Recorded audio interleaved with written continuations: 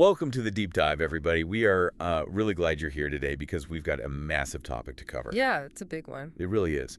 So our mission today is to unpack this incredibly dense Patreon post from the publication KULT. Right. And it's basically a forensic breakdown of a recent Fox News radio interview, the one with President Donald Trump and Brian Kilmeade. The one about Operation Epic Fury. Exactly. The ongoing military conflict with Iran, which is, we're currently entering the third week of this now. Week 3, yeah. And there is a lot to sift through. There is. But really quickly, before we jump in, a mandatory disclaimer for you all. Very important. Because we are dealing with real-time, highly sensitive, and frankly, very politically charged ongoing military events. This deep dive is completely impartial. Completely. We are not endorsing any political viewpoints here. We aren't endorsing military strategies or any of the figures mentioned. Right. Our sole job today is to neutrally convey and analyze the facts, the statements, and the data exactly as they are presented in this KULT post. Just giving you the tools to understand the current situation. Huh. So to start us off, what's the core of this text?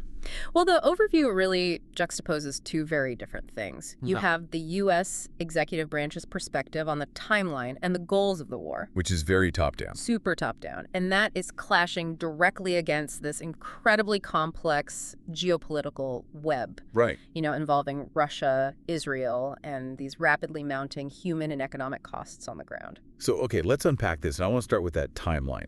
Because the way the president described it is pretty wild. It's definitely unconventional. Yeah. So in the interview, Trump was asked by Brian Kilmeade about the timeline for what Kilmeade called this 2-week war. Right. And Trump said he would know when it ends, based on, like, a gut feeling. Specifically, he said he'll know when I feel it in my bones. When I feel it in my bones. Which, he offered no concrete timeline, no specific quantifiable conditions for ending the conflict. None at all. He just expressed this confidence that it would be brief and that the U.S. economy would, quote, bounce back quickly. While also vowing to ramp up the air campaign. Right. He promised to hit them very hard over the next week. But, I have to push back on this just logically. Sure. How does a modern military apparatus operate under a timeline dictated by instinct? It's a huge contradiction. It's like a CEO guiding a massive multinational corporate merger based entirely on vibes. Just feeling it out. Yeah.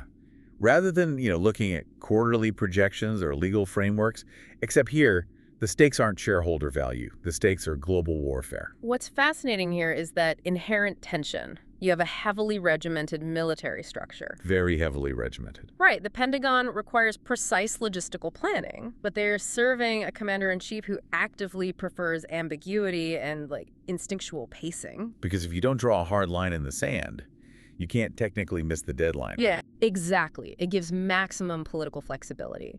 But the military planners, they need an end state to build their supply chains around. They need to know what done looks like. Yeah, and if the timeline is ambiguous, it begs the question, what actual on-the-ground goals need to be achieved before that gut feeling kicks in? Before the bones say it's over. Right, which leads directly into the administration's stated objective here, which is regime change. Okay, yes. Let's talk about regime change, because the mechanics of this are really complicated. The source text notes that Trump shares this goal of regime change with Israeli Prime Minister Benjamin Netanyahu. Right, they are aligned on that. But Trump also acknowledges that it's going to be difficult. Yeah. There's this quote from the interview where he says, "I really think it's a big obstacle for people who don't have guns." Which is a very telling quote. Yeah, it really is. Yeah. He conceded that while regime change will happen, it might, not be immediately. And furthermore, the text highlights that Trump explicitly stated there is no operation underway to deploy ground troops, not even to secure Iran's enriched uranium. No boots on the ground. So I need you to connect these dots for me. I can try. If there are no ground troops going in, and the local population lacks firearms, How does a ramped-up air campaign practically result in a regime change? Well, this is the difficult reality of relying solely on air superiority. Right. I mean, air campaigns are devastating. You can completely dismantle infrastructure from the sky. Just level it. Exactly. But historical precedents show that shifting actual political power usually requires physical presence. Like you have to actually take the capital. Yes, you either need boots on the ground to enforce the change, or you need a well-armed domestic opposition to rise up while the regime is weakened. But according to the president himself, the populace doesn't have the guns to do that. Right. So you are basically relying on punitive weight, just bombing and hoping the internal security forces turn on their own government out of self-preservation. Which is a huge gamble. It's a massive gamble. So the U.S. and Israel are trying to achieve this internal collapse without an immediate ground invasion. Yeah. And that forces us to look at the other global powers that are interfering in the region, because they aren't operating in a vacuum. Definitely not. And this brings us to Russia. Yes, Russia. And here's where it gets really interesting, because the way this is being talked about publicly is just, it's wild. It's a total paradigm shift. The KULT Post points out reports that Moscow has shared intelligence that could help Tehran attack U.S. military installations. Which is a massive escalation, traditionally. Right. But when Kilmeade asks about Putin helping Iran, Trump just admits it. He says Putin might be helping them a little bit. And then he equates it to the U.S. helping Ukraine. Exactly. Yeah. His exact quote was, "They do it and we do it," to be fair. To be fair. I mean, it's on two rival football coaches openly admitting to secretly handing playbooks to each other's upcoming opponents. That is a perfect analogy. It fundamentally shifts how proxy wars are discussed in public. It really does, because traditionally, nations deny or obscure their proxy involvement. Plausible deniability. Exactly. Plausible deniability is the safety valve of international relations. Right, so you don't start World War III. Yes. So hearing an American president openly accept a foreign adversary, providing targeting intel against U.S. bases as, a fair geopolitical tit for tat, yeah, that represents a massive rhetorical shift. It normalizes it. it makes it just part of the game. Exactly. They are treating the conflict as a grand intellectual game of chess. But the realities on the ground are anything but theoretical. No, they are incredibly harsh. The costs are mounting rapidly as we hit week 3. Let's transition to the tangible human and financial tolls of Operation Epic Fury. It's important to ground this back in reality. Starting with the human cost, which is always the most tragic part. Yeah. The text notes that 6 crew members were killed in a non-combat KC-135 refueling plane crash in western Iraq. 6 lives lost. And Defense Secretary Pete Hegseth responded to this by saying, quote, "War is hell. War is chaos." Which really underscores the danger of just the logistics alone. Right. It wasn't even hostile fire. No, but running a high-tempo air campaign means putting vulnerable assets like refueling planes under immense strain. Chaos is basically built into this system. And the chaos is spreading.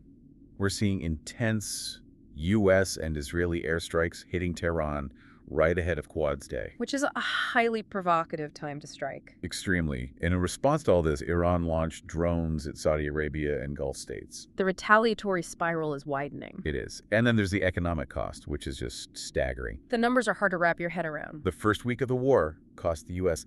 $11.3 billion. In just 1 week. 1 week. It gets more complicated when you look at the energy markets. The global shockwaves. Right. Trump was asked about seizing Karg Island, which is Iran's main oil export hub. Right. And he dodged the question. He just called the idea dumb. Meanwhile, Iran's disruption of the Strait of Hormuz has already choked global energy supplies. Exactly. Oil prices are back above $100 a barrel. So what does this all mean for the listener, for you listening at home? It directly impacts your wallet. It really does. Because there's this huge contradiction. Trump predicts the economy will bounce back quickly. But oil is already over $100 a barrel, and we burned $11.3 billion in week 1.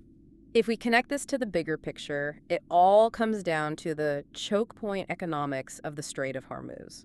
Explain that a bit more. Well, the strait is a narrow, vital artery for global oil. Right. Disrupting it causes instant panic in the markets, and this synthesizes why Trump might dodge the Karg Island question. Because taking out that hub would be catastrophic. Exactly.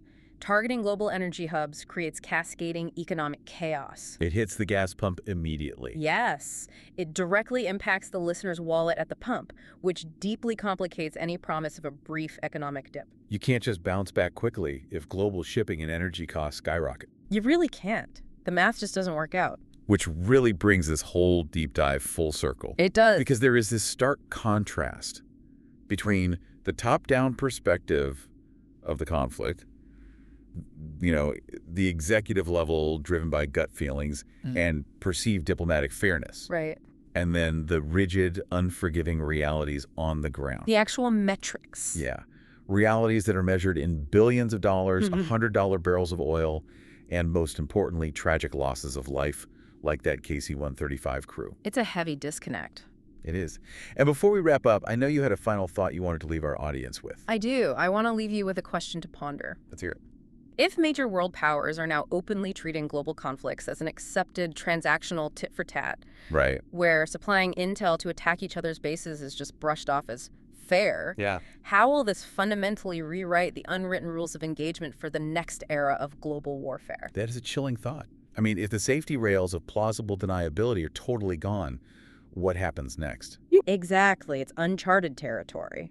Well, that is definitely something to chew on. We want to thank you all for joining us on this deep dive. Thanks for listening. In an era of absolute information overload, it is so important to look past the talking points and examine the actual mechanics driving these global events. And looking at multiple viewpoints. Always. Yeah. So keep staying curious, keep seeking out multiple perspectives, and we will see you on the next deep dive.